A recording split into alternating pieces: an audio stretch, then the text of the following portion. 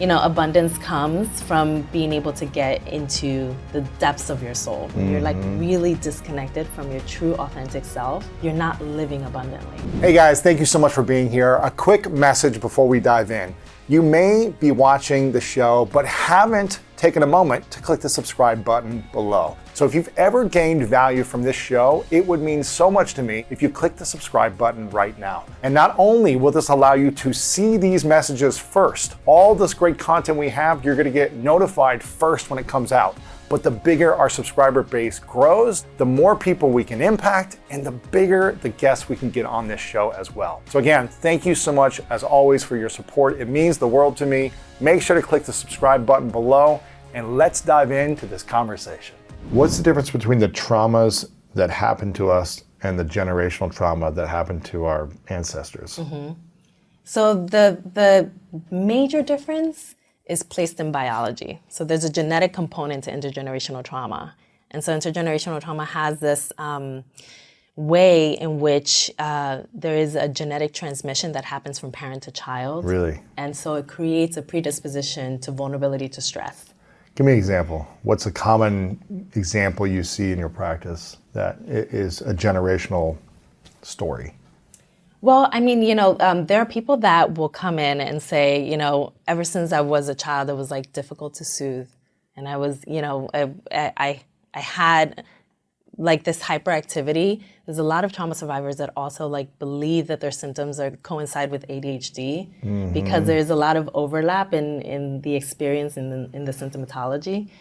So there's a lot of that. There's like people that reflect back to their childhood and they say like I've always had like this experience that felt like I was always anxious. When we dig into the layers and we dig deep, we start noticing, okay, especially because I do a lot of like family tree work and like really going down the lineage to know like, well, what are some of the trauma responses or what are some of the responses around also like inflammatory responses like depression or anxiety or other kind of like mental illness, experiences that were held in the family. And when we start going down the family line and we start exploring not only their childhood and how they responded in their childhood, what their attachment patterns were in their childhood, but also how perhaps like their mother had an inner child wound and their mother's mother had an inner child wound. And they never healed it. Never healed it, expressed it as a trauma response, yelled and screamed in the home, had like emotional outbursts. What did that do? That actually created a disruption in the attachment that you could have had like in your childhood. It created an insecure attachment. You then went out into the world and experienced bullying, a pandemic, like all kinds of things. And then that trauma, propensity or vulnerability got triggered out. And so now you are continuing the cycle of intergenerational trauma because it was modeled to you genetically, it was passed down, and then, Now, is it genetic or is it, let's say the mother breaks the cycle before she heals her trauma, the generational trauma, before she has her child? She can. And she creates an environment of peace, Yeah. Is it the environment or is it the biology, the genetic code that is passed down? Because it's like these environments are kind of passed down. You witness your parents doing it, you just follow the pattern and you follow the environment pattern. Yeah. Is that genetic? Is that environment? What is both? Or? It's both. It's like, for as long as psychology has existed, we've had like theories on nature, nurture. Darwinism also kind of just started that, right? Like way back when. So nature being like the biological aspects of our experiences and then nurture being like the social aspects of our experiences. And intergenerational trauma is really the only trauma that is situated at the intersection of both. So we have the nature side. Yeah, so, on the nature side, the genetic expression, like we're getting a lot of information from like the field of epigenetics, which helps us understand how behavior like impacts genes.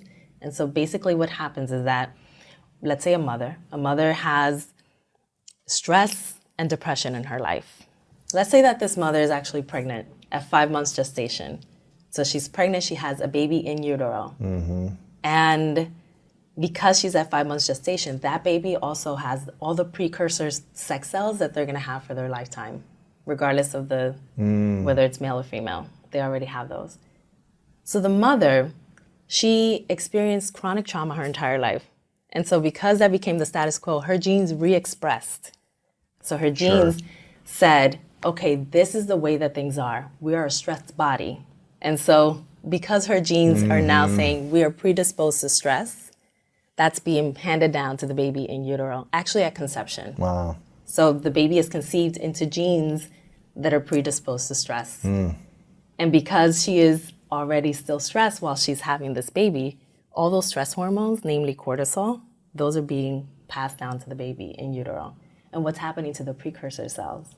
Those are also ingesting a lot of that stress environment. So you have 3 generations in one body. Wow. Genetically being passed down the stress vulnerability, but also the social piece, the mother's stress, you know, like she has all her things going on. She's predisposed to trauma. She's got all these things going while she's, you know, still pregnant. Her environment is still stressful, yeah. Yeah.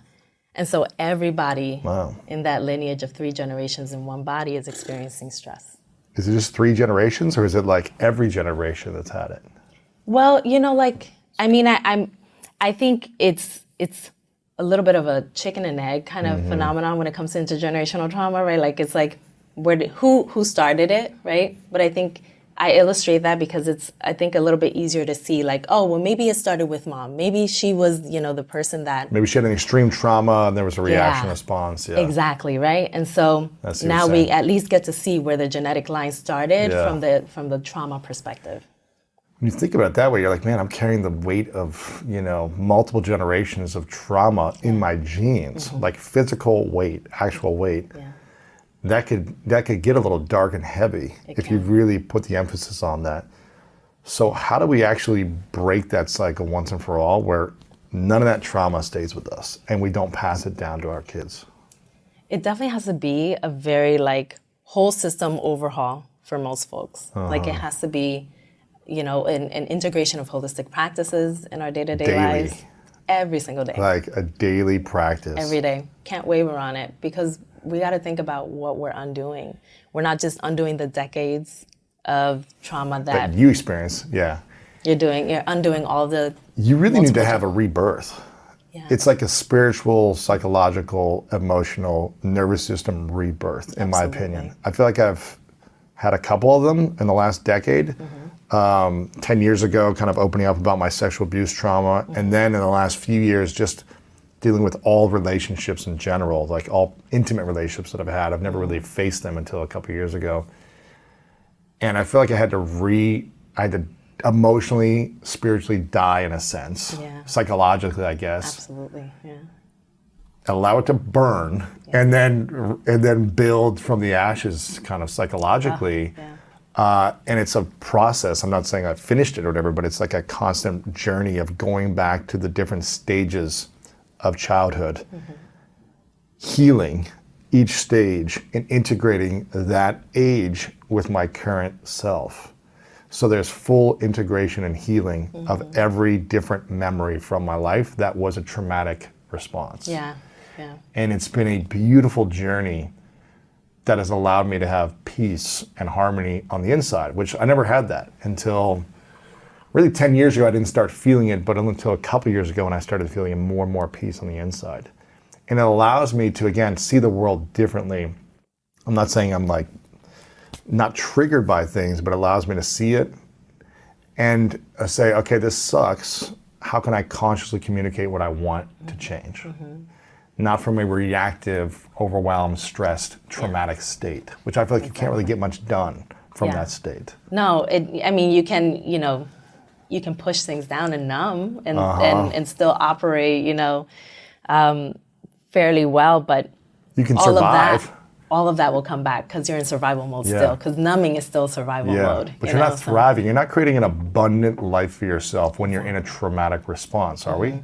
No, not at all. I mean, I think, you know, abundance comes from being able to get into the depths of your soul, right? So I love that you're talking about the more like psycho-spiritual angle, because that is definitely, I operate from a holistic angle. And so like a lot of the work that I do is very mind, body, spirit. And the spiritual piece is really essential because it's not, you know, just your connection to higher power. It's really just also your connection to yourself. When you're like really disconnected from your true authentic self, you're not living abundantly. Yes. And if we want generational abundance, then we have to get into the depths of everything that's there, into the mud, if you may. Yeah, and I think if you're triggered or have a nervous system response to a lot of things, you're constantly in a survival mode, right? Yeah. And it's hard to create an abundant, it's hard to dream from a place of survival. It's hard to create something beautiful from that place.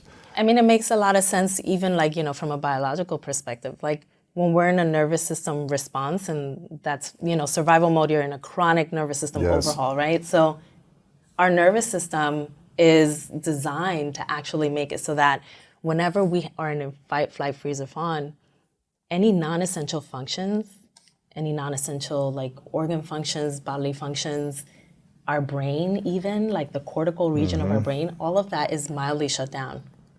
So if you're talking about like alchemizing and creativity and like all of these things, those things require a lot of cortical, you know, structure, So like interesting. manifestation of like, you know, all the things that you want, like really requires for you to get into your creative mind.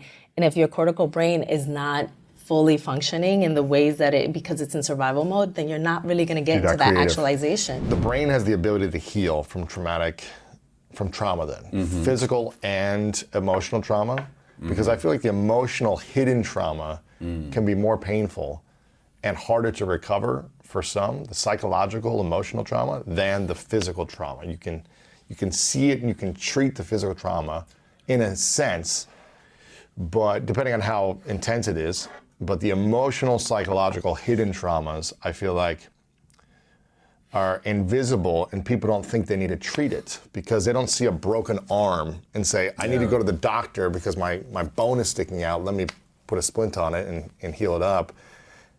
We're not trained that way. There is no easy answer. Yeah.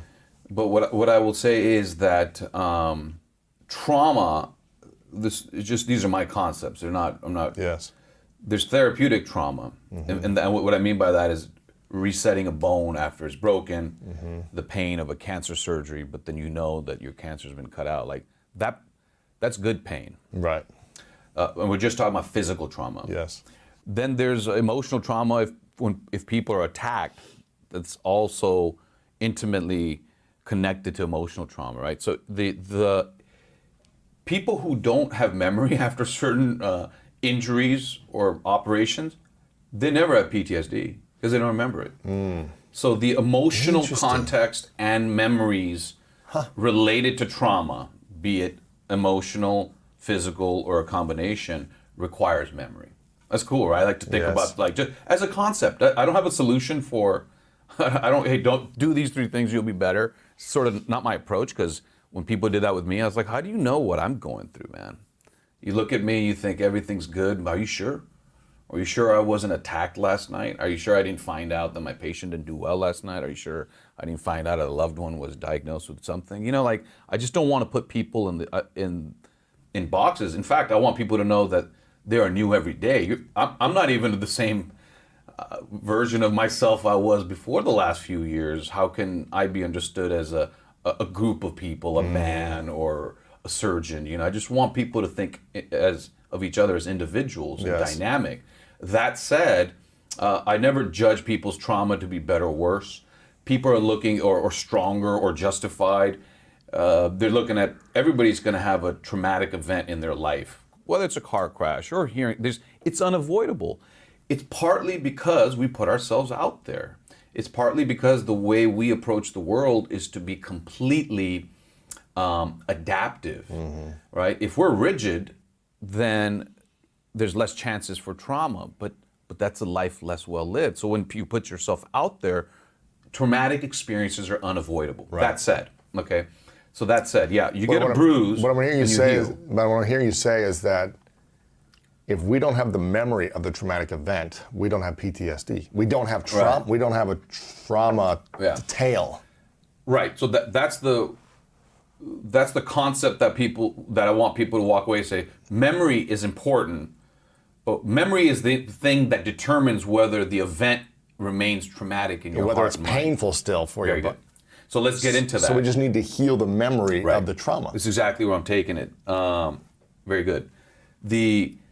So memories are not files in a cabinet. And actually, In the brain. How is memory categorized? Again, there are some regions that if we remove them, you would lose memory.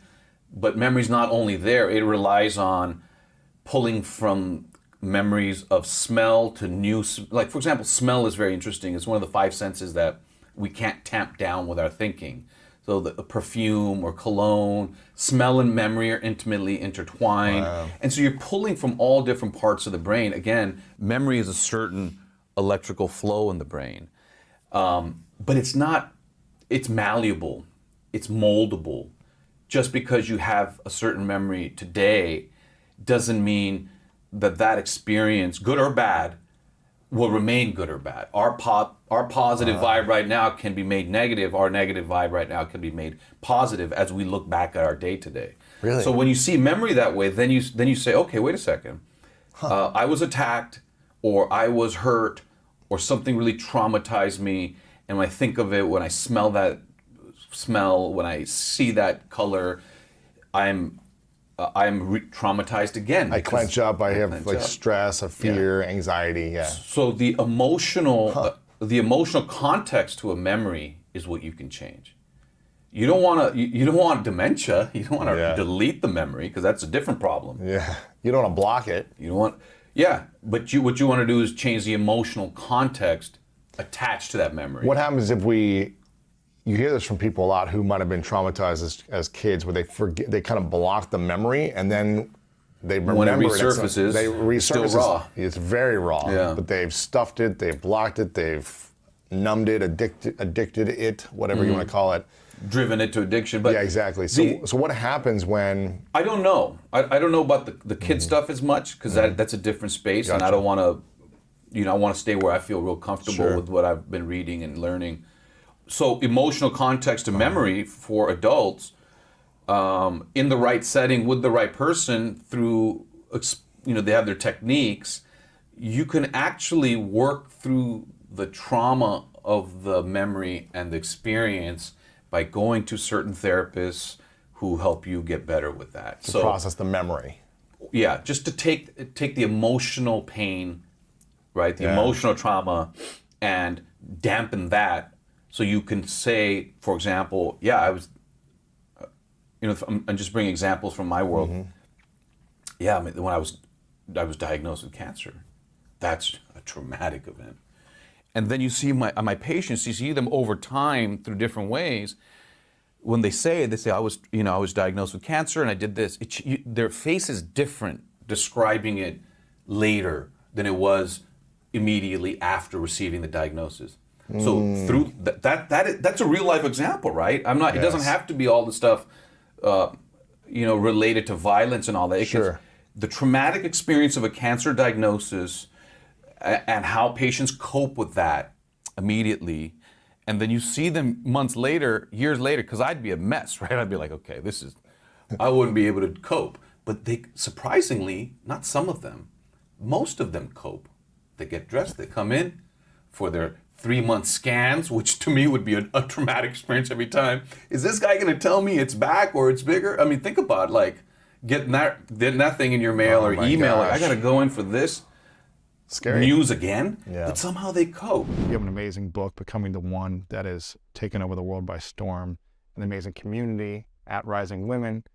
And you have this really interesting story that I started to read more about, where you were in and out of foster care for a while. Is that right? Up until you were 16, I think? Yeah. You grew up without a father? Yeah.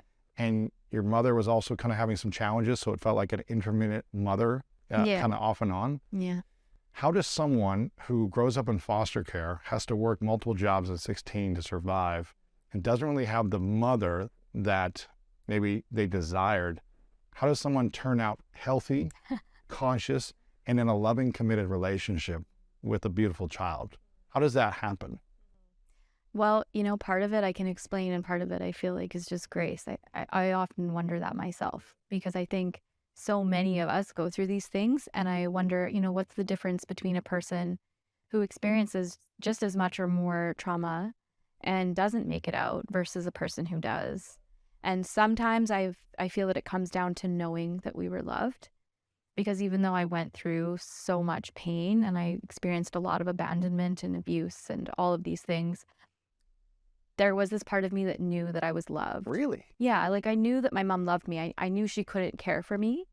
When did you know this? How old were you? Like your I whole think I childhood? always knew, even though there's a lot of wounding and a lot of relational rupture and virtually no security at all, I still knew that she loved me. And so that, I believe, is one of the most important things that we carry with us, is to know that we are loved. And so I always carry that as a relational principle as well. It's like how we remind people that they're loved and that they're cared for, even if we go through hard things together, or we have traumatic experiences. Just having that as a base, I think, is what allows us to survive it. How did you, so you knew that, like in your core, you knew that you were loved, even though your father wasn't around, your mother was off and on, and you were in foster care. You still knew it. Yeah. There's something about growing up with a single mom. And I think most people who have experienced that dyad know it's a very deep, intimate relationship. I mean, all of relationships with our parents in some way are very deep and intimate, even if it's just in our own hearts and minds. But I had this very deep relationship with my mom. And because she experienced mental illness and all of these developmental issues, it was more like having a friend. So when I look back at my history with her, there are a lot of good memories with play, because she was more like my age. So we could have a lot of fun together. She just couldn't care for me or create a safe container or boundaries or be consistent in any way, because she wasn't able to do that for herself. And so we did have a lot of fun in those moments where, we were being kids together.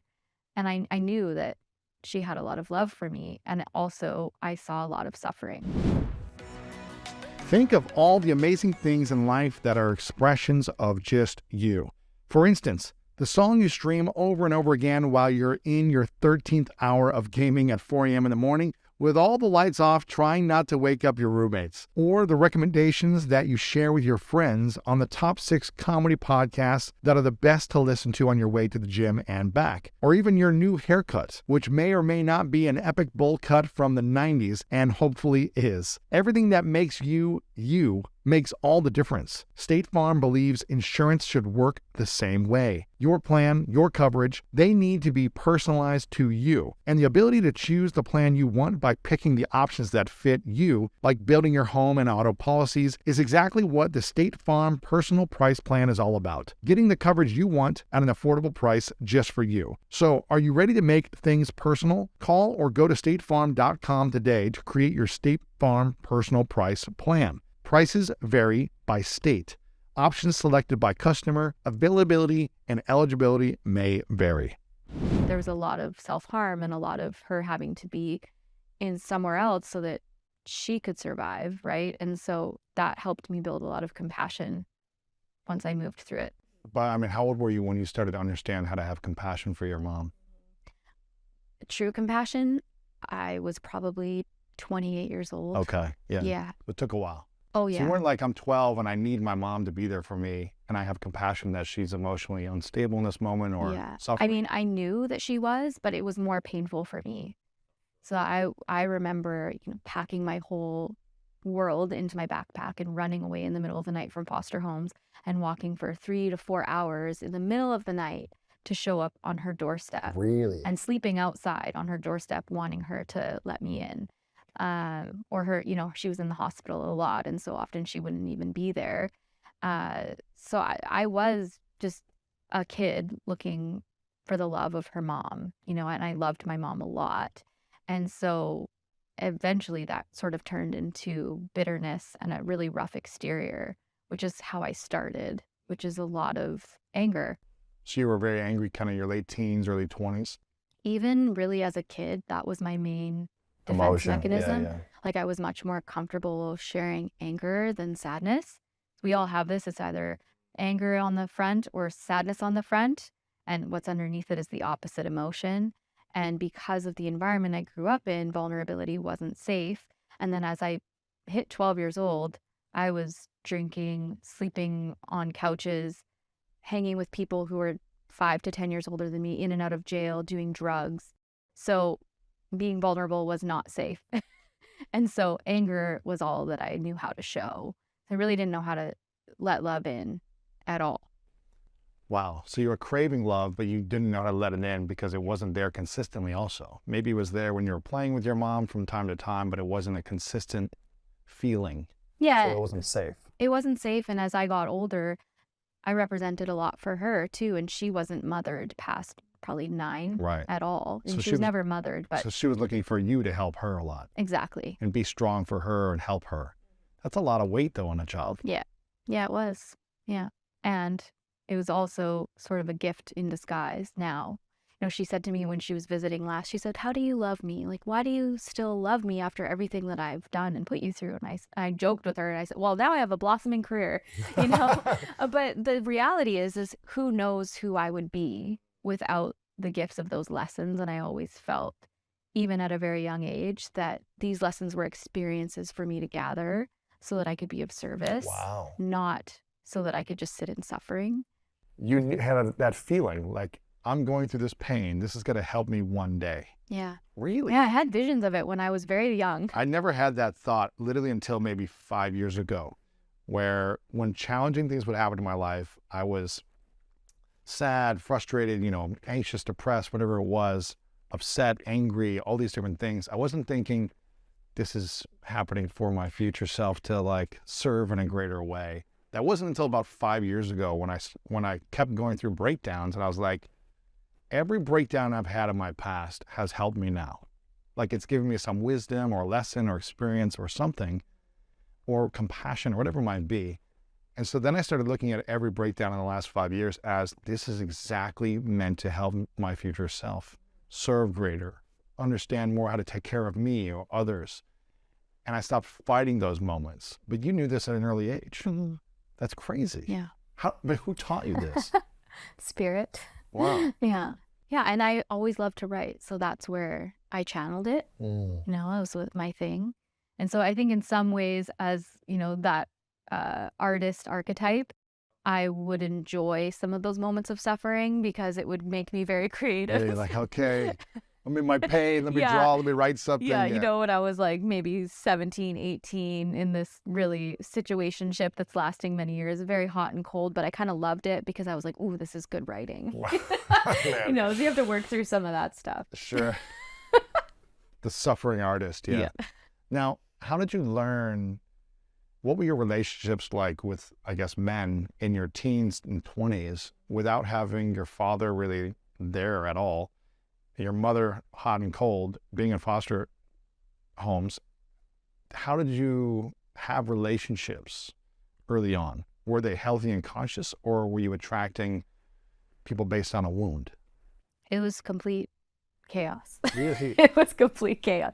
Well, when I was a kid, I was actually really scared of men because my mom came from a lot of abuse and she didn't have a healthy template. And so the things that she said about men were not good. Scary. So I didn't hear any good things about men. And I never had a dad that came home at the end of the day.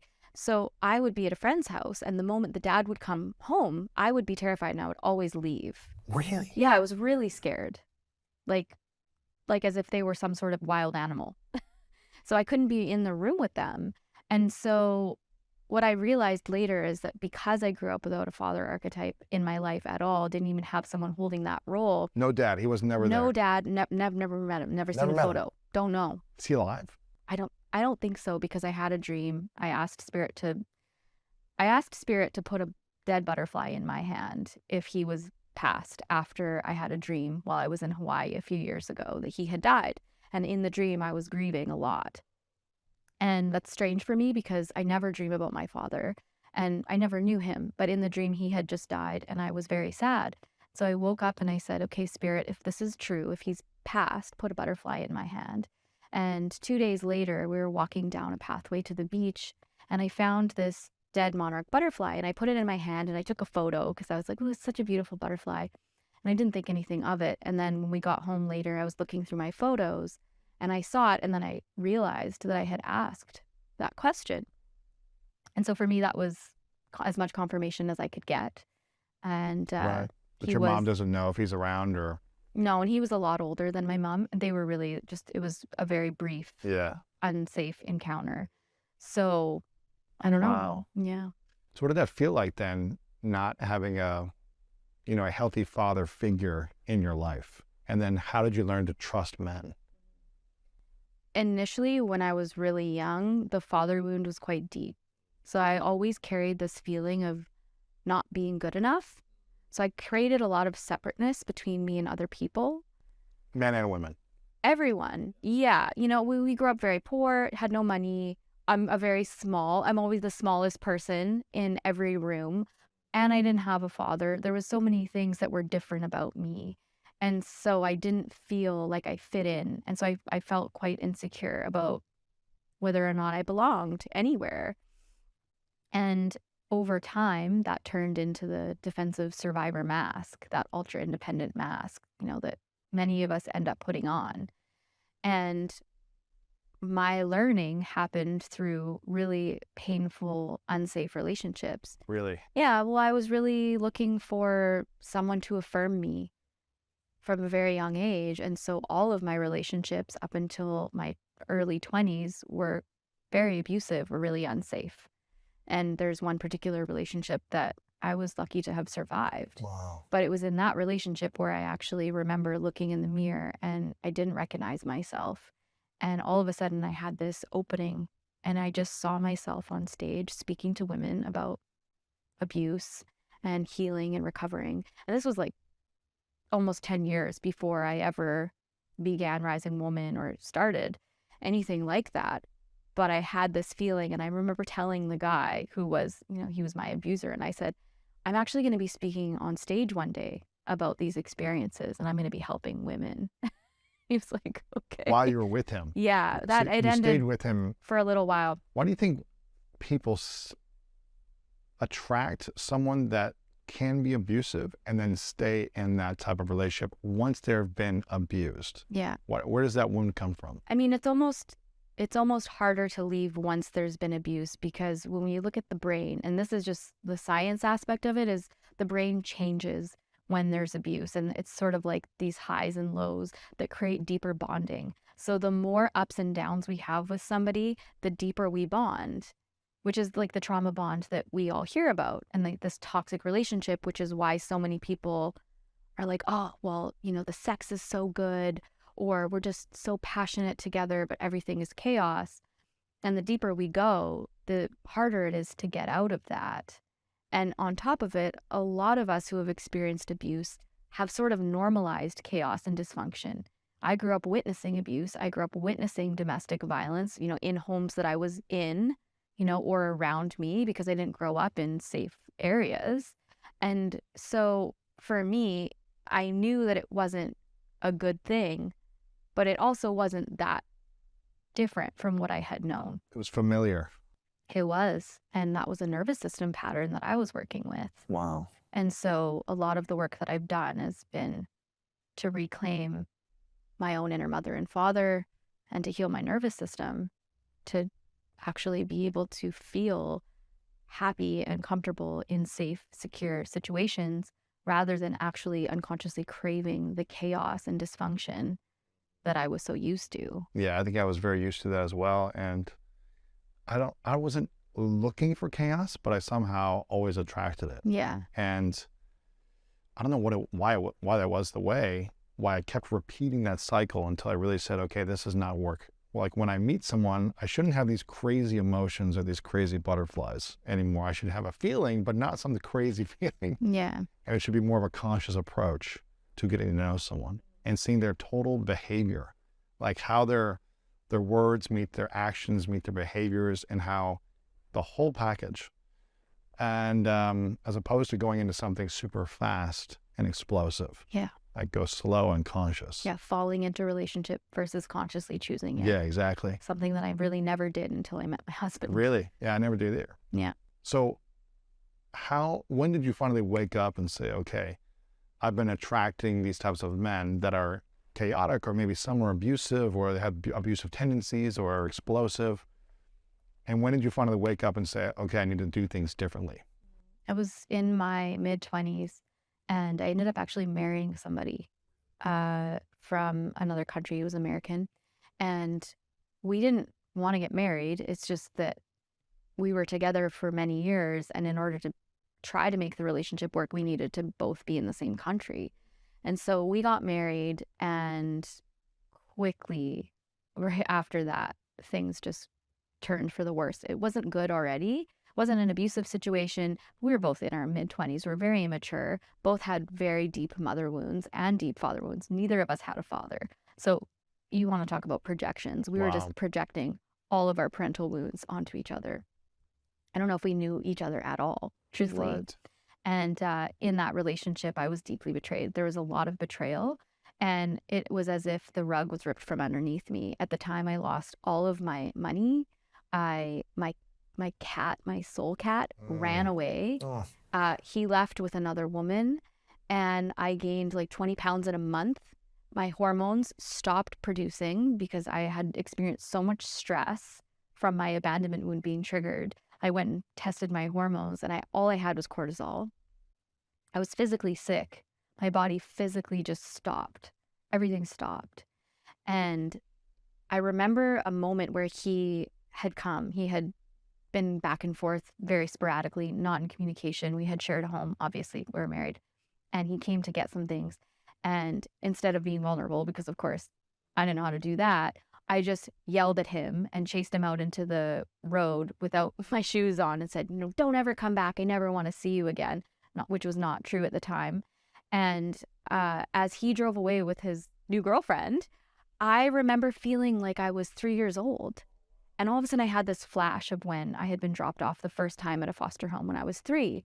And I saw my mom's headlights pulling away, and I remember screaming and crying. And all of a sudden this relief washed over me. And it was just like, this is not about him. This is not about them. This is about you and your mother wound. And this is what you need to heal. This is about your own inner stuff.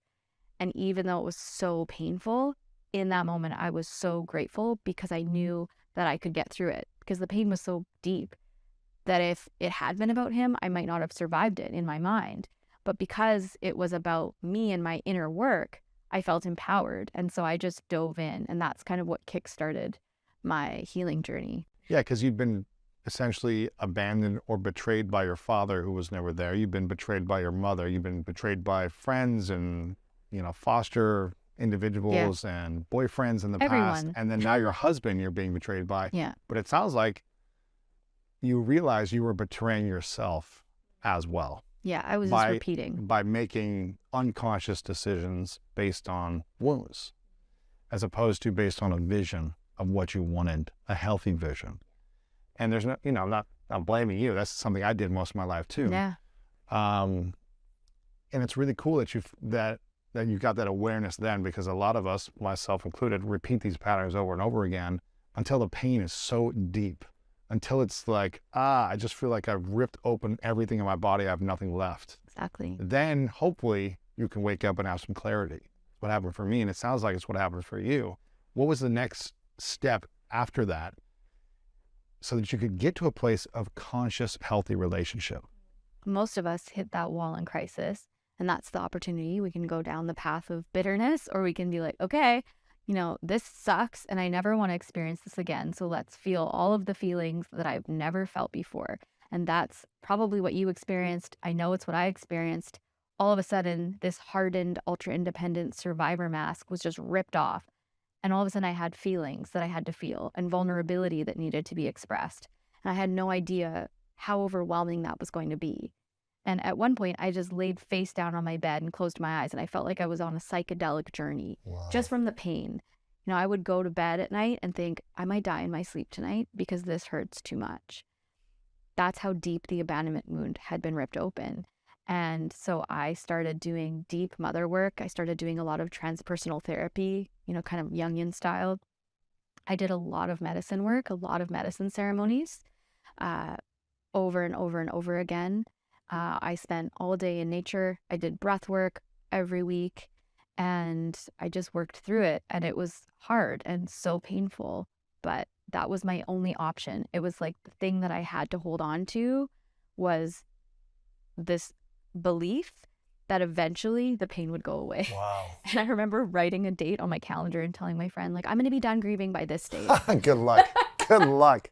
And I kept having to move the date, and eventually I stopped setting a date, you know. Healing's a journey. Yeah, it is. It's not like this destination, like it's going to happen by now. I've said the same thing to myself in the past. I'm like, I'm going to make a decision by this. I'm going to be fine by this time.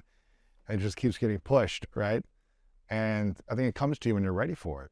When you're ready and willing to fully receive all the lessons, and you're willing to surrender, you're willing to drop your ego and feel all the emotions and keep making consistent daily good decisions that are based on a conscious vision of what you want as opposed to a past pain. Before the interview continues, if you feel like you're not living your most authentic life, not leaning into your purpose, and not living the life that your future self would be extremely proud of, I've written a new book called The Greatness Mindset, and I think you're gonna love this. Through powerful stories, science-backed strategies, and step-by-step guidance, The Greatness Mindset will help you overcome all the different challenges in your life to design the life of your dreams and then turn it into your reality. Make sure to click the link below in the description to get your copy today. Okay, let's get back to this video. How do you think we heal trauma if we don't have the resources to go to therapy or do workshops or whatever it may be? Even if we do have resources, we don't have the courage to put ourselves out there. How do we start to heal trauma within our body? Excellent question. So we did a whole project for Audible Original called Take Control. That was all about, the thesis was this: any area of your life that you're stuck, I am willing to bet everything I have that you have a trauma pattern from your past that you've never healed. Mm-hmm. You got a boss that is abusive, guarantee you this has to do with a trauma pattern from your past. You can't succeed in the areas you want. You can't lose the weight. There's some pattern from your past. So the first thing is recognizing that you actually experienced trauma. And I am a huge proponent, as so many people are, of widening the definition, because I think up until about 5 years ago, most of us thought that trauma just meant, okay, you were in active duty, or you were in a huge accident or incident that was highly traumatic, or you survived some sort of physical, sexual, whatever abuse. Trauma is just about any kind of experience that you witness or you absorb that has your nervous system light up on edge and start warning you. So if you've ever had, you could have a critical parent and you just brace for them. You could have a parent that drinks like crazy and you brace at 5 o'clock because you know they're coming home.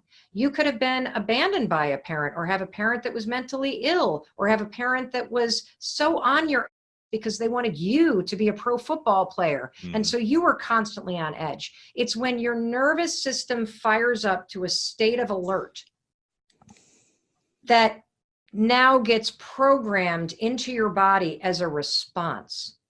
There's a reason why so many couples at 5 o'clock at night start bickering. And it has to do with the fact that at 5 o'clock is typically when a lot of parents 20 years ago were coming home from work. And that's when the arguing would start. And so what happens when you witness that or you feel it is, as a kid, you're now in a state where you're on edge. Wow. I see you rocking in your chair. Wow, that's crazy. Well, I mean, I just remember, it's funny. There's a lot of good things that usually happen to our childhood, but we just seem to remember a lot of the bad stuff. And it's because it's, you know why, right? Because the trauma, just like in your nervous system, I guess. And also your mind is wired in a way to prioritize the negative as a means to keep your ass safe, for protection, from not experiencing it. Correct. Which is why you got to work on your positive mindset, because your mind defaults to negative. So you got to build up the programming to positive. Exactly. This isn't just woo woo. This is actually science. People. I know. So I remember, the memories of the past. I always have to remind myself of all the positive stuff that, my parents did all the time and what they were going through and giving them grace and all these different things. But I remember, when my dad would get home, you didn't know what type of day it was going to be for him. It was like either thunder coming through the wooden floors with his wooden shoes and like being angry and upset, or it was like the loving father that would take me out and play catch in the backyard. So I have to constantly remind myself of like the positive, which I'm certain it was 90% of the time was good, but those 10% of the time, creates that clinching mode, like you said. Well, let me explain what happens. So there's really interesting concept called ghosts in the nursery. And so trauma patterns get automated because they're not experienced in your brain, they're felt in your nervous system. And so it's why you can have a pattern from your past, but be completely unaware that it's running your life right now, because it's stored not in your conscious thought, but in your nervous system. And you feel it in your body before it even gets into your head. And so there's this concept called ghosts in the nursery, which basically means there's all kinds of that goes on when you're little that you may or may not remember in your mind, but your body remembers it.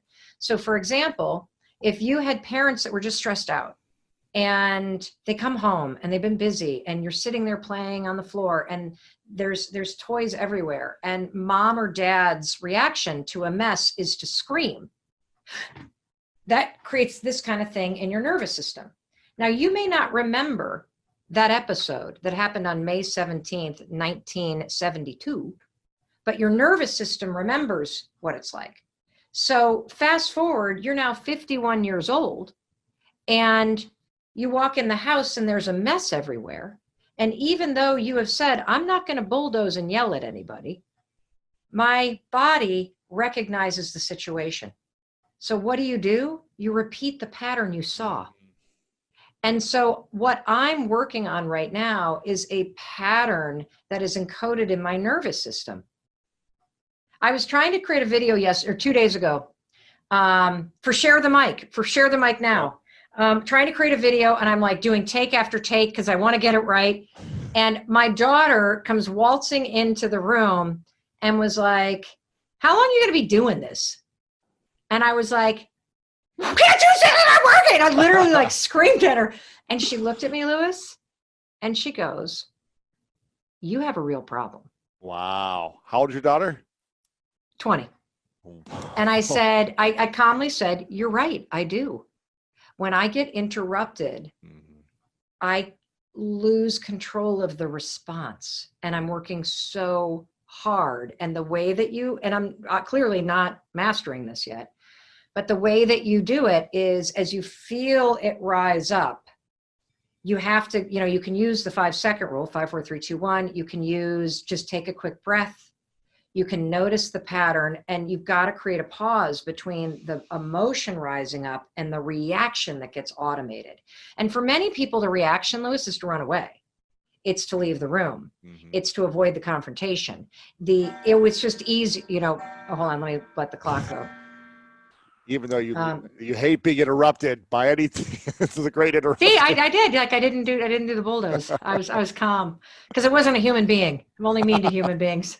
I know, a lot of people run away. They avoid conflict. They say it's just easier. But if running away and avoiding conflict continues to create a pattern where you feel invisible and your boundaries are tromped on, that's a pattern. And, here's the other thing about patterns. Running away and being quiet might have saved you when you were little. Because if you were quiet and out of the room, you didn't get hit, you didn't get yelled at, you were out of harm's way. So when you were little, it was a genius pattern because it protected you. But the issue for adults is that, again, we walk around with the patterns that we created when we were 8 years old in different situations than we are in now. And now we are completely a robot to these patterns. I love that you had a great tweet the other day about boundaries, because as individuals, both of us who try to help people break boundaries, try to break their mindset that's holding them back, try to get them to become greater than their past, all these different things. You wrote a post that said, your boundaries are there to serve you. As you grow, so will your boundaries. What boundaries do you need to set up in order to help yourself grow? Why are boundaries important when we also have the mindset of you should be breaking your boundaries all the time? Well, I wouldn't say that breaking your, I don't call the obstacles, or I call them excuses. And so I think the hardest boundaries, honestly, are the ones to set with yourself. To not drink during the week, to not tolerate the bulldozing and immediately apologize and try to do better, to not waste hours on social media, like all the things that the small promises you need to make in order to create boundaries with your old patterns and your excuses. To me, the hardest boundaries to set are those with myself. What was the question again? We encourage people to break boundaries. They feel like they're limited, but you talk about your boundaries are that have served you. So obviously it's a different type of boundary, but so here's the thing. What boundaries do you need to help yourself to protect yourself, and which ones do you need to grow past that are holding you back? I think that the definition with boundaries that has helped me the most is understanding that boundaries are for me, they're not for you. And the single biggest mistake that we make in any relationship, particularly romantic ones, but also work-related ones, is we do not express what we need. That's so true. My girlfriend was telling me this the other day. She's like, I really want you to tell me what you need and when you want it and feel comfortable and confident saying it. And for me, I go back into trauma of past, like when I used to say what I want and need and it didn't get met, I'd get let down, my expectations, I'd get hurt. So I was like, screw it, I'll just do everything on my own, which leads to resentment or whatever else. Yeah, how's that working out for you? It's like, so Lewis, that's an example of 8-year-old Lewis created a pattern that worked when you were 8. Yeah. But now that you're in your 30s and in a relationship that you really care about, you've got to identify the pattern and break it and replace it. And the good news is any pattern can be replaced. Yeah. Change isn't personal. It just feels personal. Change is just about identifying patterns and replacing them with new ones. That's it. And it'll take a little while because they're encoded in your nervous system and your default is to just do it yourself. But you cannot, as a rule, punish other people for you didn't communicate. Right. So I'll give you the perfect example. So Chris and I have been married for 24 years. And when I was before the talk show and I made my living mostly by, doing 100 speeches a year, I would be on the road 150 days a year. And when I would come home, there was always something that pissed me off. Like what? Like, the trash isn't taken out, the clothes are here, or is it something else? Oh no, I'm way worse than that. Are you kidding? I would walk in after being gone for 5 or 6 days, and there on the island in the kitchen was a vase that had dead flowers. The ones that I had bought for myself a week before. And it was as if everybody in my family had been walking around the island for 6 days as if there was some dead flower sculpture in the middle of the island. And so I would come home and first of all, the only person that's really excited to see me is a dog. And my family did sit me down at one point and they said, you realize when you're not here, we have our own lives. So you don't put your lives on hold while, for us, and we're not putting our lives on hold. So it's not that we're not excited to see you, but we're not organizing our whole lives around when mom comes home. Right. Which is actually really good. To be like the dog, excited and running up and jumping in your arms and kissing you. Yeah. Yeah, no, they don't. But I think that's cool because that means that they're independent and doing their own thing. They've set boundaries. They've set boundaries with me. Perfect. So for probably 6 months, I would get pissy and I would walk in and put my bags down and I'd grab the flowers and I demonstratively, how many times has everyone done this? Throw them out loudly, like, everyone hears you. Communication. Yeah, I'm getting my communication. Just throwing these dead flowers out, communicate to you that you should buy me flowers. Like, I'm not saying that, but that's what the body language is, right? How dare you? I have been off. I've been in 4 cities, and then you become a mart. Like, I'm disgusting when I tell this story. But this is it. This is like, so. Well, I see you've got some lovely flowers behind you that look alive, so that's good to see. Oh, that's nice. So, Lupin. So, I do love flowers. So finally, I just said to Chris, you know what would make me feel amazing is if when I came home, you had just bought some flowers. Just go to just when you're at the grocery store. It doesn't, you don't have to order, like I'm saying, buy the $5 pack of half dead tulips, just something. Okay. And then he said, why? And this is the most important part of expressing. And look, you don't have to give an explanation if you're trying to like cut off a toxic person. But if you want to express boundaries with somebody because you want them to understand you more deeply, give them the why. I said, because it makes me think that you are excited for me to come home and that you knew I was coming, because I'm starting to feel forgotten. So underneath the anger, Lewis, Wow. was hurt and feeling like I didn't matter. And so I'll be darned, I walk in and there they are. And I literally feel so seen. And, you know, the other thing to do is, and like another thing for us too, is like Chris and I learned on my talk show, because Chris was on it, and we did a show all about men and what men think and the secrets they keep. Oh, And wow. I learned for the first time that my husband prefers to have sex in the morning. I think a lot of men do. I didn't know that. Well, see, I didn't like it because I don't like bad breath in the morning. That's, But my if I girlfriend know says the that same that's thing. coming, My like, girlfriend says the same thing.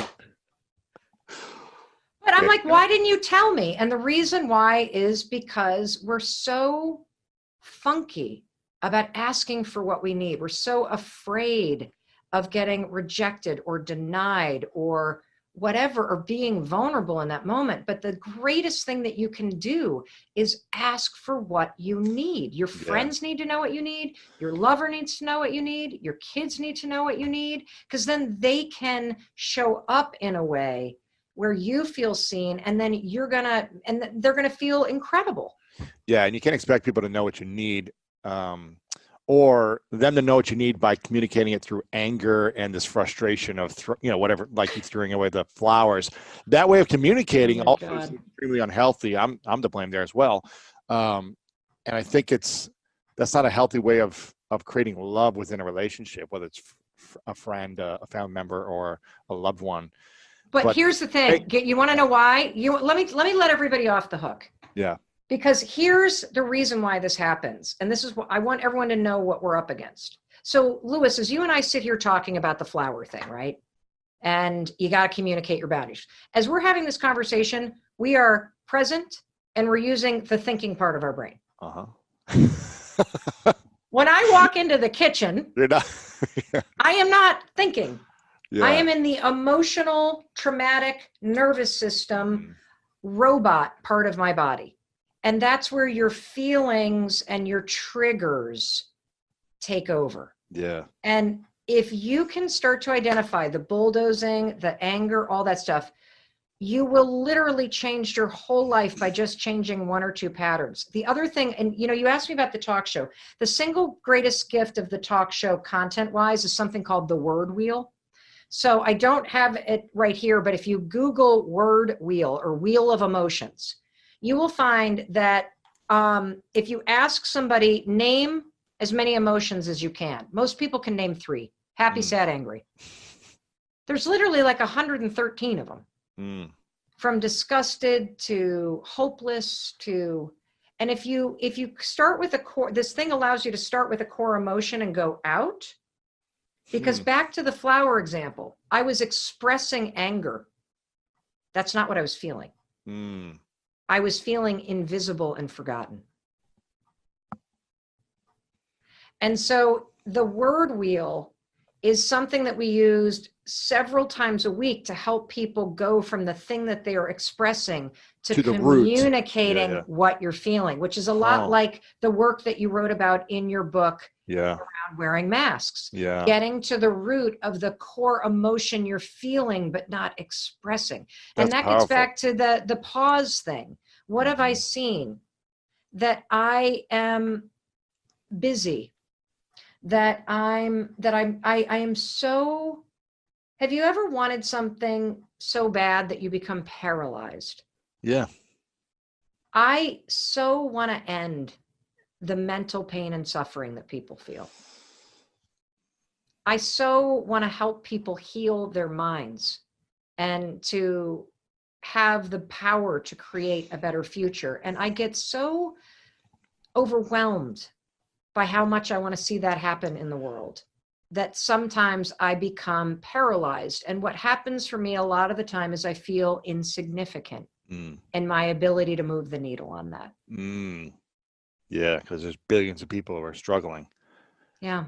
And it's like, what do you do to make the maximum use of your time, to make the maximum impact, and to also create resources to create more impact? I get I that yell at feeling. my husband to buy me flowers. That's what I do. I get the feeling. Is this wheel of emotions, is this something you created, or is this Loser. something No, out it's in there? the public domain. Wow, that's cool. I never heard of Yeah, that. it's really cool. Now, I've been, I think I mentioned this to you. I've had some, I guess I've had some paralysis or just a lack of focus around completion of my book proposal I've been working on for about a year as well. About Dyslexia unite. exactly, about eliminating self-doubt. I think self-doubt and mental challenges kind of are cousins maybe of each other, family members in some way. And I think self-doubt is the killer of dreams. I believe when we don't believe in ourselves and our abilities, eventually we're going to sabotage something. And I hear you talk about confidence a lot. A lot of your social media posts are about this. You say it a lot better than I do. But what do you think are the reasons we doubt ourselves, or what do you think is the steps to gaining more confidence in ourselves when we doubt? So I always thought that confidence was a thing that you feel. And I have come to prefer that confidence is something that you do, meaning that, a lot of people like to think, okay, well, you're going to feel confident first. And then once you feel confident, then you'll take the action. And that's wrong. It's not a chicken or an egg in my mind. I think what happens is you have to force yourself in a moment of self-doubt to do something. And when you see yourself taking action, the confidence follows. So I have created my own definition of confidence, which is confidence is the willingness to try. And you display the willingness to try when you take action. Yeah. It's a lot like the relationship between courage and fear. You can't have courage without fear. Courage isn't the absence of fear. It's acting in the face of it. And confidence isn't the absence of self-doubt. It's being willing to try, even though you doubt yourself. Mm-hmm. That's beautiful. That's going in the book. I'm quoting you in the book. Make it, baby. Make it your own. I love that. That's powerful. Yeah. And I think, I'm sure we're very similar in the sense that we do a lot and we build confidence because we would take action. You in law school and public defending and all these different things you've done, which like, okay, I'm afraid, but let me go do it. And now, okay, I'm getting better. Now I feel more confident. It's not just let me learn something or let me read a book and now I'm confident in a skill that I haven't applied. I must apply it and fail a bunch and realize, oh, okay, I've gotten better. I have fallen over and over and now I'm standing and I'm actually doing okay and I'm doing even better now. Let me build my confidence there. So yes. And look, here's the thing. I think that preparation and studying something so that you feel like you have an understanding of something can be an important first thing that you try, but don't let the studying of something become the reason why you don't actually take the next action. Yeah. Well, I need to get my master's. I need to go to business school. I need to go to whatever, and then never actually do it. When you can start doing something much sooner before needing to have all the credentials necessarily. Yes, there's very few things. Except for like being a doctor. Okay, maybe don't do surgery. Correct. Yeah. Yeah, a chemist, a doctor, something that requires you to actually have accreditation and specialized knowledge, an engineer, whatever. But most things that you will master in life will not be mastered by reading a book. You cannot learn how to ride a bike by reading about it. Big thanks to Jesus Joe, licensed therapist and head of clinical operations at BetterHelp. Jesus Joe is not my actual therapist, and we are not in a therapist-client relationship. Also, just because you might hear something on the show that sounds similar to what you're experiencing, beware of self-diagnosis. You'll want to find a qualified professional to assess and explore diagnosis if that's important to you. Welcome, everyone, to this special episode. We have an inspiring guest, Jesus Joe, in the house from BetterHelp. And I wanted to break down this episode to talk about different topics around mental health, emotional well-being, and really getting clear on how to optimize your whole body, connecting your thoughts, your emotions, and your body, and integrating your life with authentic alignment. When we are out of alignment with our thoughts and our emotions, and we store memories from the past that hold trauma inside of us, it holds us back. It makes us feel more fearful. It makes us doubt ourselves. It makes us feel overwhelmed or stressed or anxious in times where maybe we don't need to feel those things. There's different times when, stress and overwhelm is a good signal to get you to relax and calm down, but it doesn't necessarily mean that there is a threat in your life. And sometimes we live with this fear inside of us, this ongoing anxiety inside of us that makes it feel like fight or flight constantly happening in our lives. And that doesn't allow us to get into a relaxed state of being, a beautiful state of being that allows for creativity, abundance, flow, prosperity, and the ability to feel and receive love. And I think a lot of us, including myself, have struggled with some of these things over our lifetime because we've never been taught the tools. We've never been given the training, and we haven't understood the science or the research behind how we can optimize things to flourish better in our inner world and also in our outer world. And our life is really made up of moments, of memories, and people. And when we have moments that stress us out, or we have memories that cause us to feel anxious, then typically our relationships don't go as well as we'd like them to go. And so our intention and our goal, and my intention for you, is to really reevaluate the memories that might have caused you pain or trauma or overwhelm or stress and anxiety, and allow you to reinterpret those, create new meaning behind these memories that have caused your nervous system to be stressful in the present, so that you can have more beautiful moments right now. Right now is all we have, is these moments. And start interpreting and creating more joy and freedom and love within these moments, so that the relationships we interact with, whether it be in your career, your family, your work, and your intimate relationships, they can thrive. That's what we want for everyone listening, everyone watching. I want you to feel joyful. I want you to feel healthy. I want you to have a healed life, and I want you to feel free. But we must learn the skills on how to do that. And I'm so excited that you are here, Jesus, to support us with this. In my book, The Greatness Mindset, I really talked about going deep in the moments along my own personal journey, because I was extremely on the outside successful in creating results and accomplishing and working hard. But on the inside, I was struggling in life. I was struggling in relationships, and I was creating breakdown after breakdown, even though on the outside, things seemed to be good.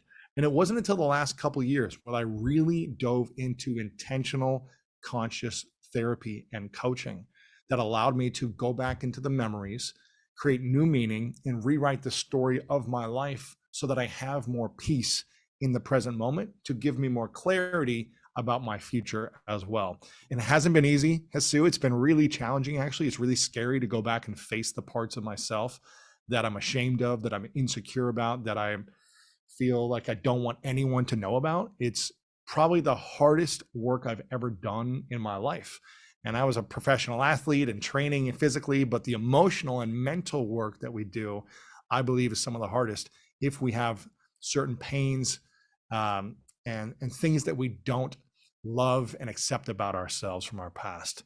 And so in my book, The Greatness Mindset, I talked about this journey. And I wanted to break this down with you as a licensed therapist with BetterHelp, someone who's been there for 6 years at the company and with the brand, and really seen the evolution of society's dealings with mental health struggles. And as a licensed therapist, again, with BetterHelp, how important is it taking ownership of your mental health in order to live happy, fulfilling, and balanced lives? What would you say, Jesus? How important on a scale of 0 to 10, 10 being the most important? Yes. 11. 11. I don't think anyone should ever be blamed or seen as the person at fault for being the victim of trauma, being a survivor of abuse. However, I think we all have a personal responsibility to ourselves to take ownership of mental health, to live a happy, fulfilling, balanced life. That also looks like the acceptance that we're not going to be happy all the time. But, I think we've all kind of seen and experienced this in our lives. If I don't take care of myself, sure, other people can provide me with support. People can do things that are helpful to me, create a system of support around me. But ultimately, I have to be the one to take charge, to get myself out of a hole, to get unstuck from a rut.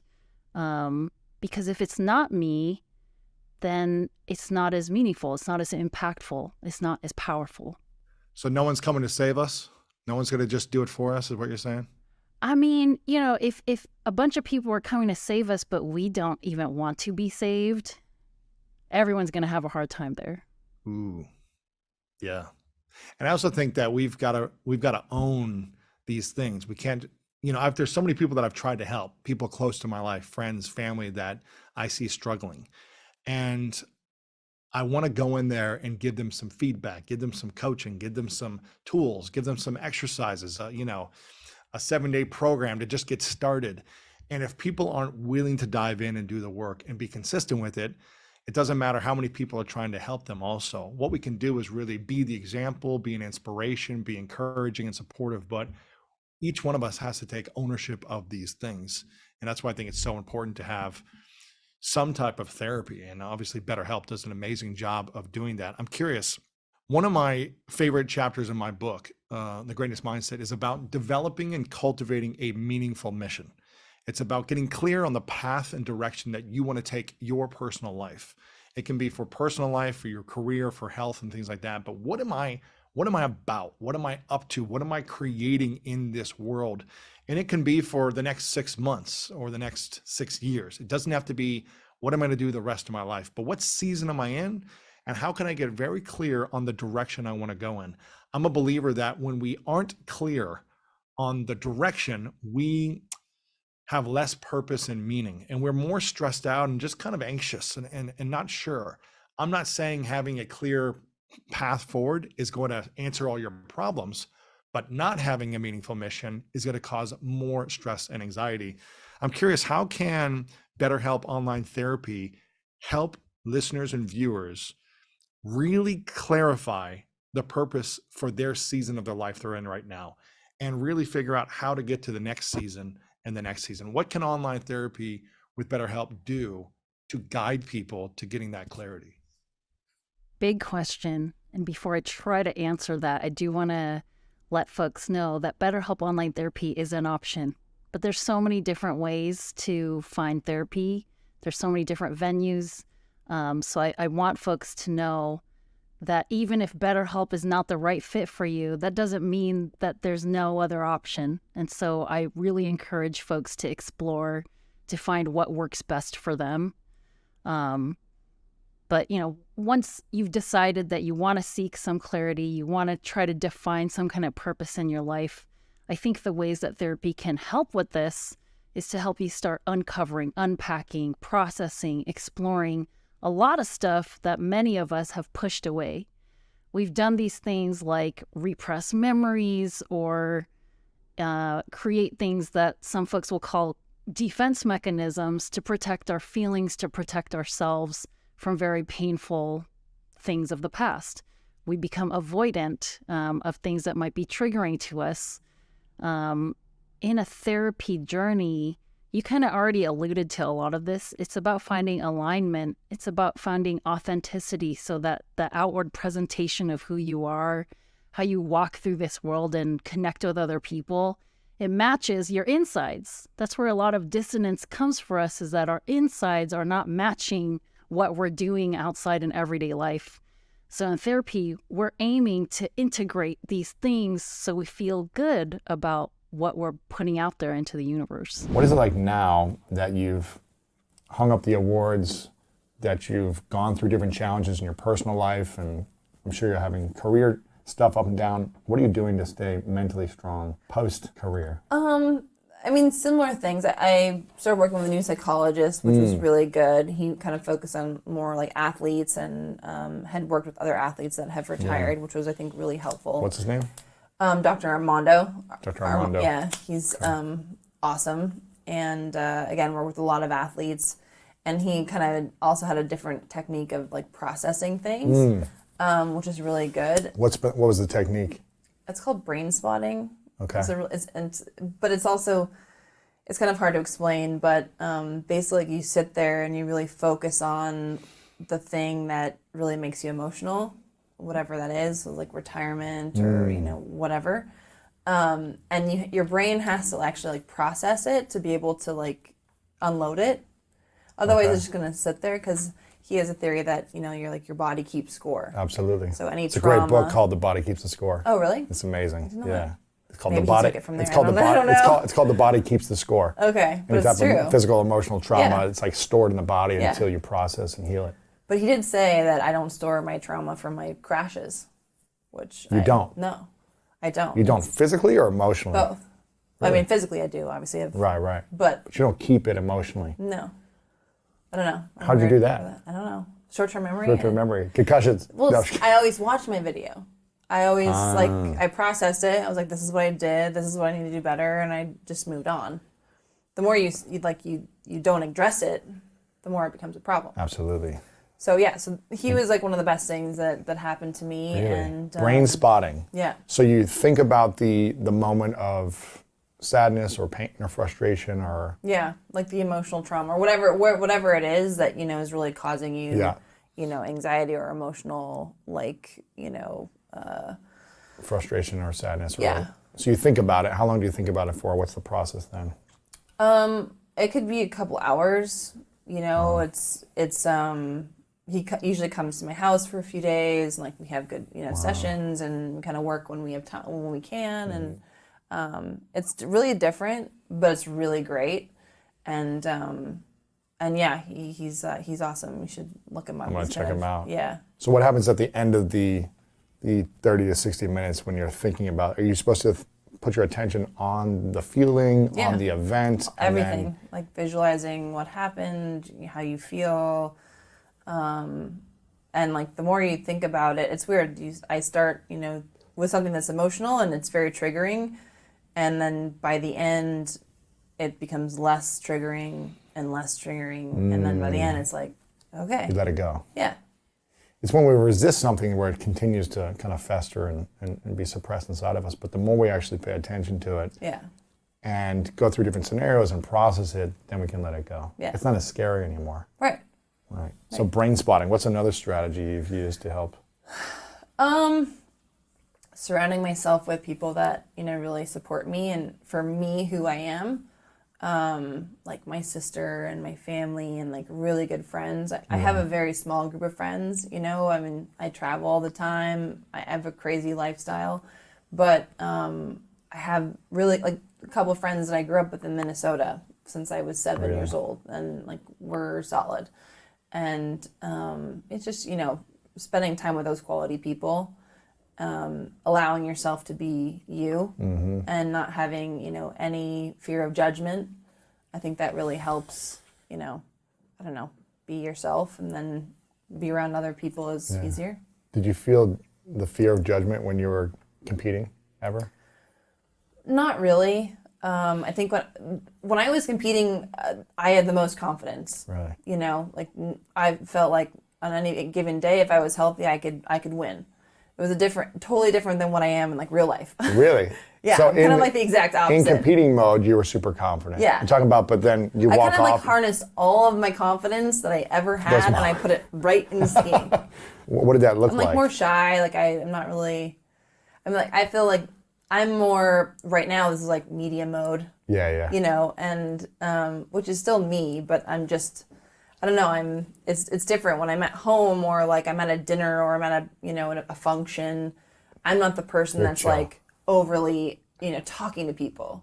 I'm like I hang back and I wait for someone to come to me. Like interesting. I don't know. That's well. Just, the next time I'm at an event with you, I'll make sure to come up to hi. you. I'll give you a hug. I'm I'll not say, "What's up, Lizzie?" I swear, I'm not like trying to be my like some people think that I'm just, they don't want to come say hi, and I'm not trying to be, negative. I just, shy in my corner. Do you feel like you've been able to translate that confidence into your life now? Or do you feel like there are more times where Took me a while. Really? But yeah, I feel like finally I've kind of spread out the confidence. Really? So it's not, solely in one place, but it's like, sprinkled everywhere.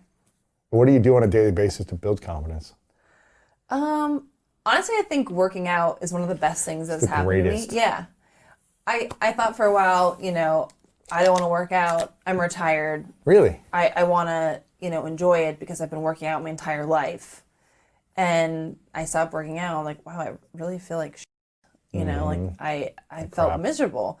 And then I got back into it, and the more I did it, the better I felt. Right.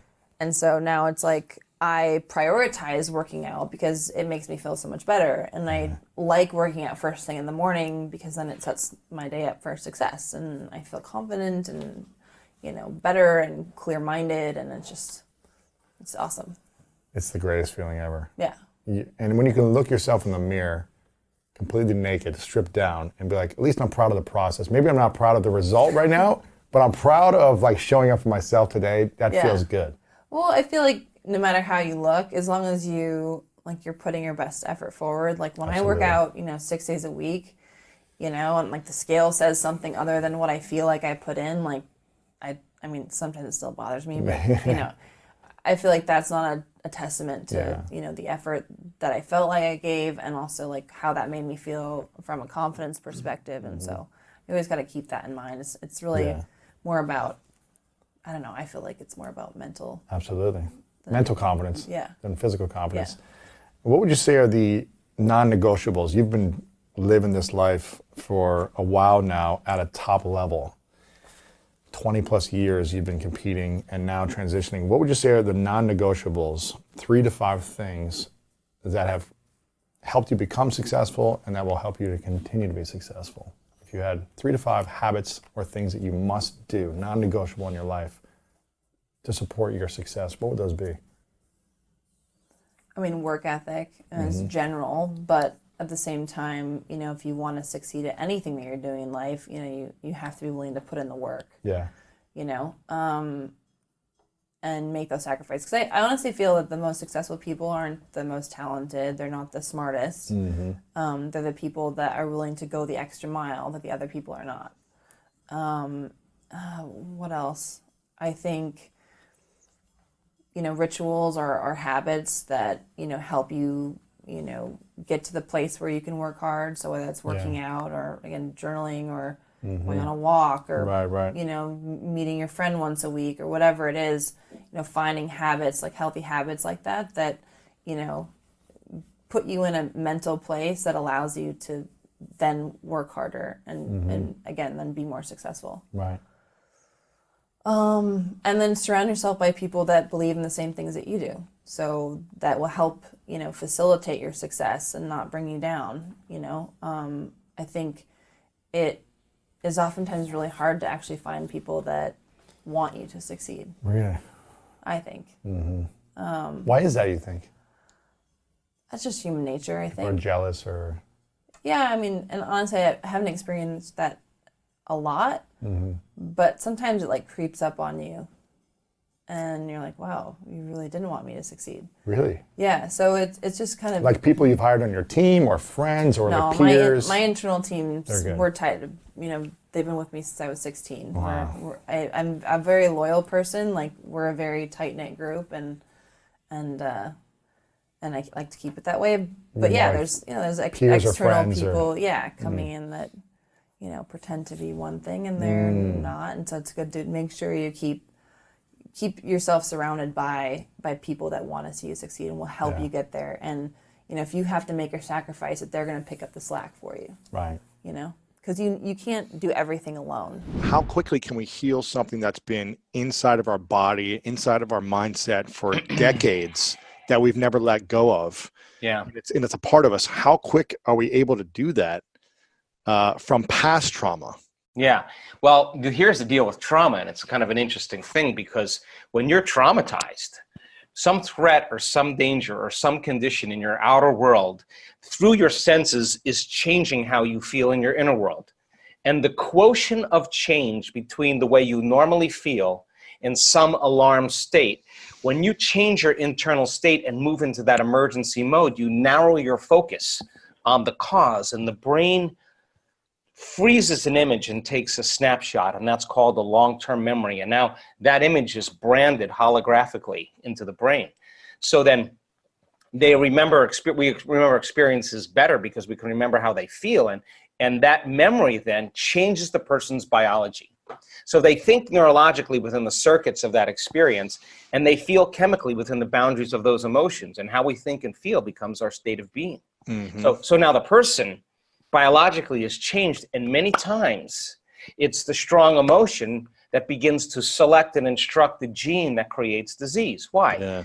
Because if the environment signals the gene, and that's a truth, that's epigenetics, and the end product of an experience in the environment is an emotion, the emotion that you feel from that event is literally selecting the gene for you to begin to change. And the genes make proteins. And so the person, if it's strong enough, begins to wear their trauma, not just in their brain.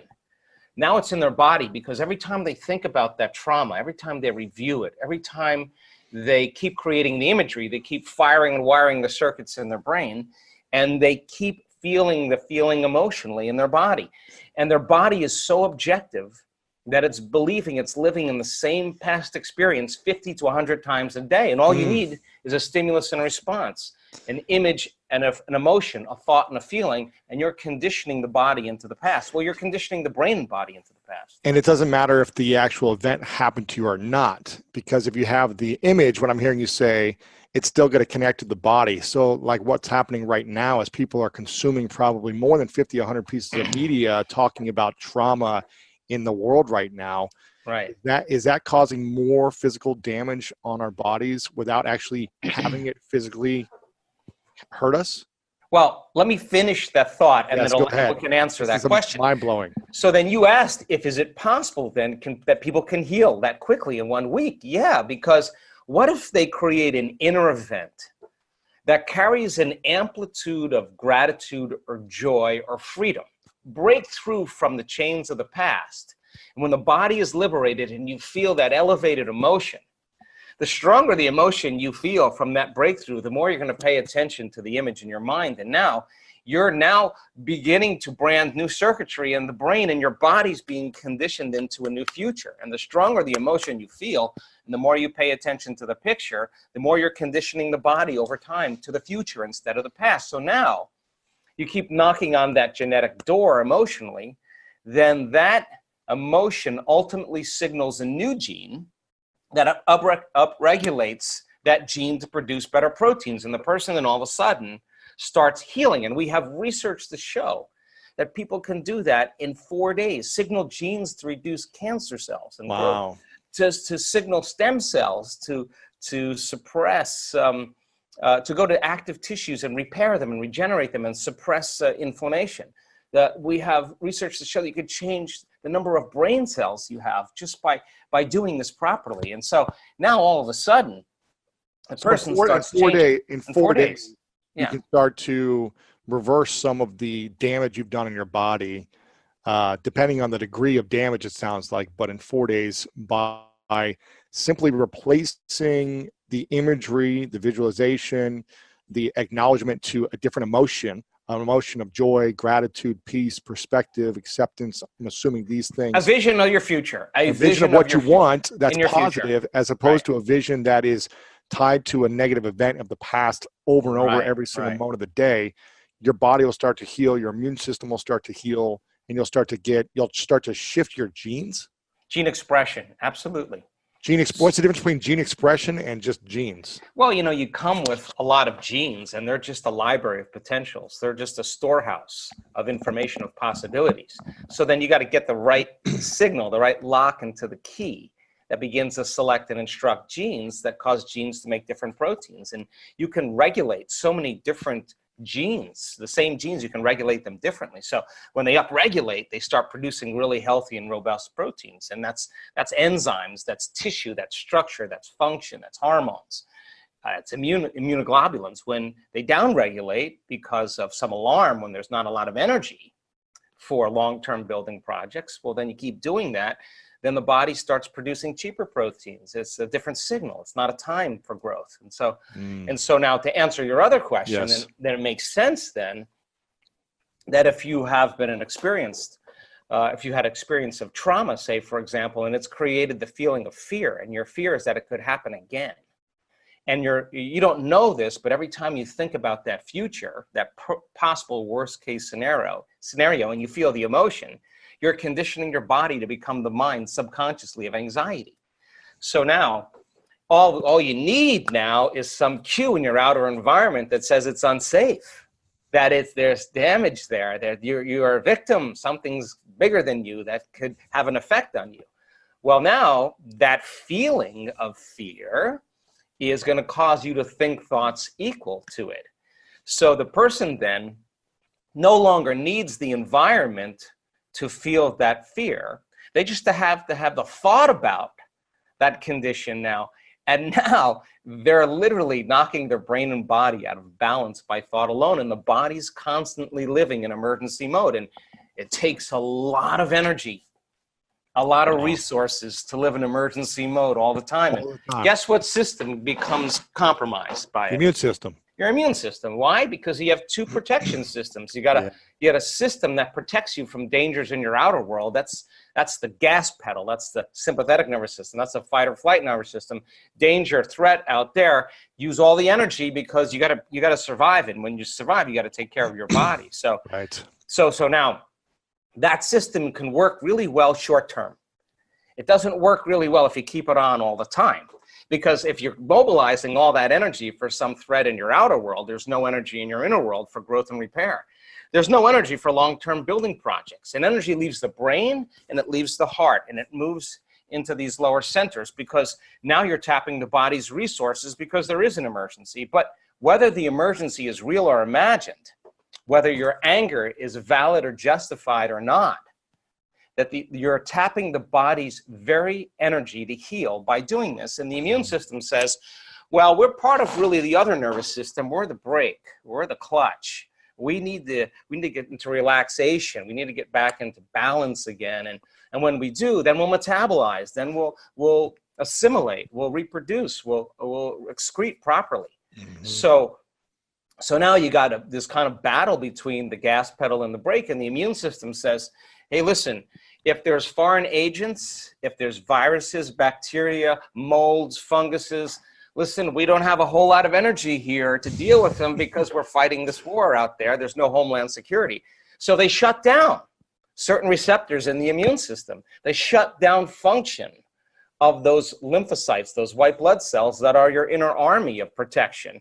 And it takes a lot of energy to fight a virus and a bacteria. But if there's no energy, hey, listen, it takes energy to raise the body's temperature. Where do you think that comes from? That's part of that branch called the autonomic nervous system. And the sympathetic, the gas pedal, is part of it. And the parasympathetic is the clutch, is part of that autonomic nervous system. And it's a check and balance. But so you stay in emergency for an extended period of time. And now you're exposed to some antigen or some external substance, some foreign agent, and there's no energy to deal with it, then you are victim to your environment because every time you react to your environment and you say that person, that circumstance is controlling the way I feel and the way I think, if something outside of you is controlling your feelings and thoughts, then it makes you a victim to your environment. So then, so you will be more victimized or you could be more of a victim to other things in your environment. People don't understand this consciously because it's a program subconsciously. So now, if you begin to strengthen your inner environment now, this is where our work comes in because we have research to show that when you place your attention right here in your heart, this center right here, this is the beginning of our divinity. This is our center of oneness, our wholeness. This is where we begin to feel love, gratitude, compassion, kindness, care, freedom, joy. It's all these elevated emotions that are heartfelt emotions that our research shows that when you begin to teach people how to open this center, and you teach them a formula on how to practice it, that if they did that for 4 days, that they would begin to strengthen their immune system by 50%. And now let me tell you why. Because in the center is your heart, but what most people don't know, there's another gland in there called the thymus gland. Thyme leaf. It's named after the thyme leaf. And the thymus gland has two functions. It has an endocrinological function. It makes growth hormone. That's our youth center. And it makes strong immune chemicals, and it has an immunological function.